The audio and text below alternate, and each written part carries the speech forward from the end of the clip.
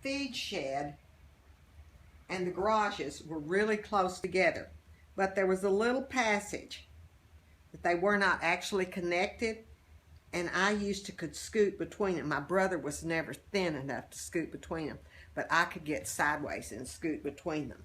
And then behind that was a little yard. We called it the brooder yard. And there was a brooder house that had electricity run to it. And we had a big square thing like this that had heat lamps inside of it.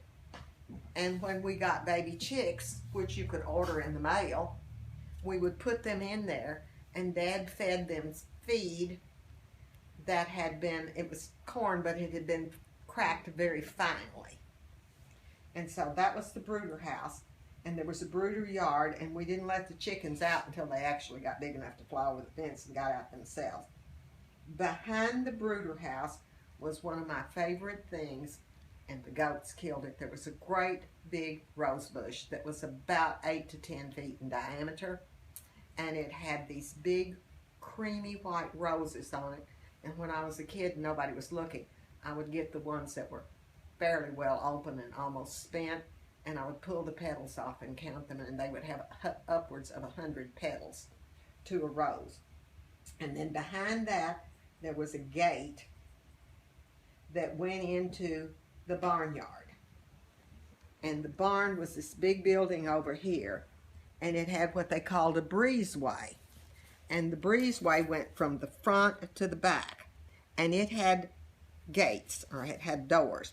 These doors stayed closed most of the year, but if it was very hot, Dad would go out and open those doors, which was kind of a trick because it was a barnyard that get stuff built up and you had to move that. And then he would fasten them back on either side. But these front doors always stayed open. I can't remember them ever being closed. But when you went through the breezeway on your right, there were 3 stalls.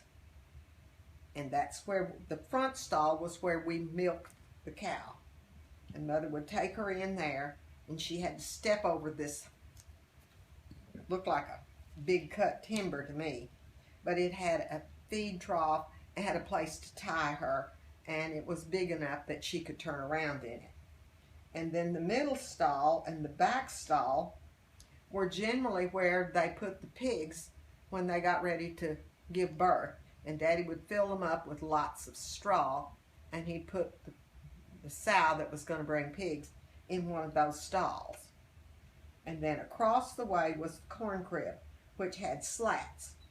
Had slats all up one side. And I can remember climbing up those slats many times with the hogs trying to rub up against me and get mud on me.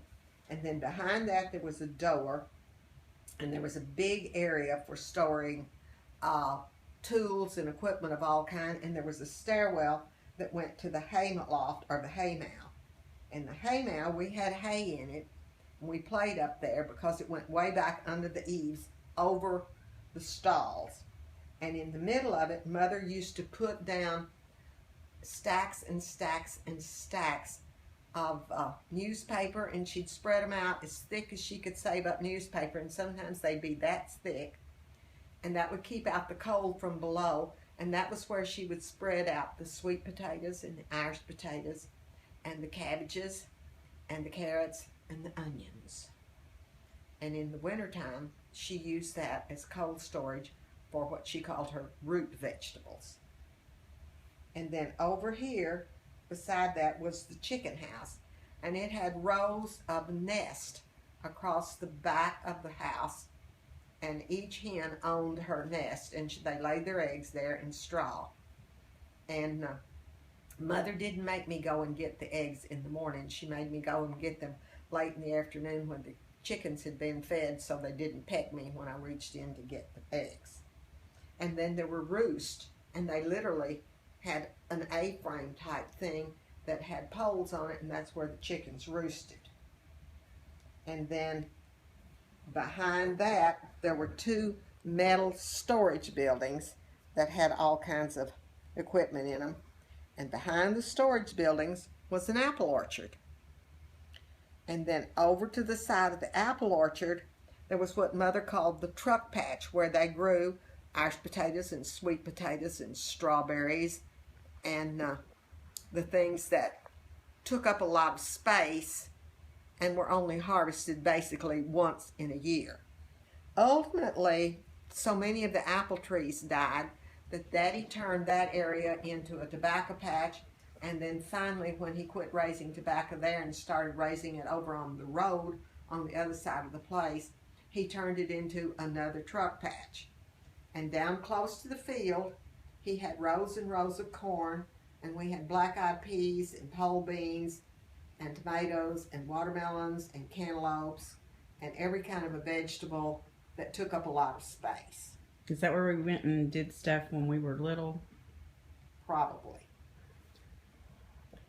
Like go get the corn. Yes. That's where we got all the corn growing back in there. And Dad would put out gobs and gobs and gobs of corn. One year he went to pick his first row of corn, and almost every cob had been shoved down and pulled down and was hanging there with just a cob. And he was just furious because he knew that it was coons that had come out of the woods.